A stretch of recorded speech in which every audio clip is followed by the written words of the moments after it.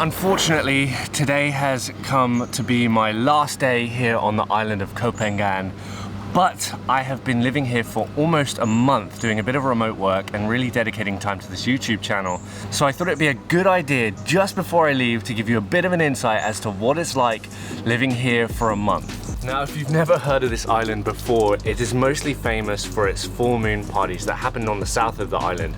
And honestly, that is why I initially came here.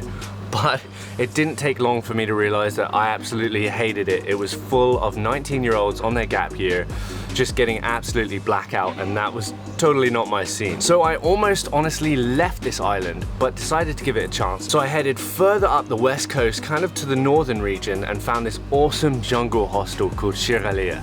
And best thing of all, it cost just $8 a night.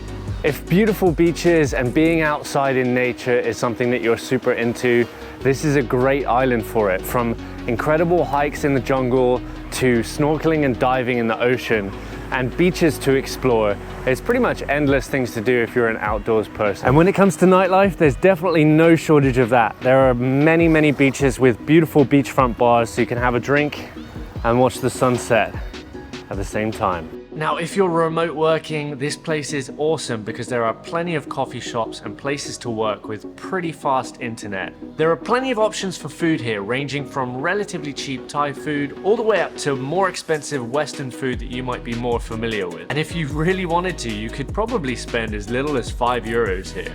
One of the things you definitely need here though is a bike. It's really hard to get around, especially if you're at the north. There are taxis, but it's a bit inconvenient. By the time you've paid for a taxi, you could have paid for a day's worth of a scooter. And when it comes to riding your bike, honestly, it's pretty chill in comparison to some of the other places that I've been to, such as Bali, which is absolutely hectic.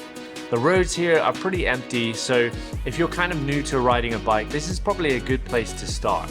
Another thing that I quickly learned about this island is it is a bit of a haven for hippies and yogis and people into all sorts of spiritual things. So if that's something you're into, there's plenty of that here.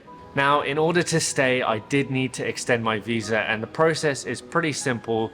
You just go to the visa office with about €50 worth of baht, fill out the paperwork, get your photo taken, and hopefully you should be granted another month to stay here.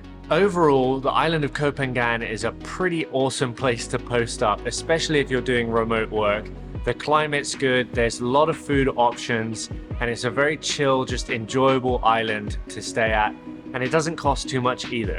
If you're curious about how much I was spending a day here, check out my other video that breaks down my daily costs from accommodation all the way through to food and my motorbike. And as always, stay tuned for more videos. There are plenty more in the works, and subscribe if you feel so inclined, and I'll see you guys in the next video.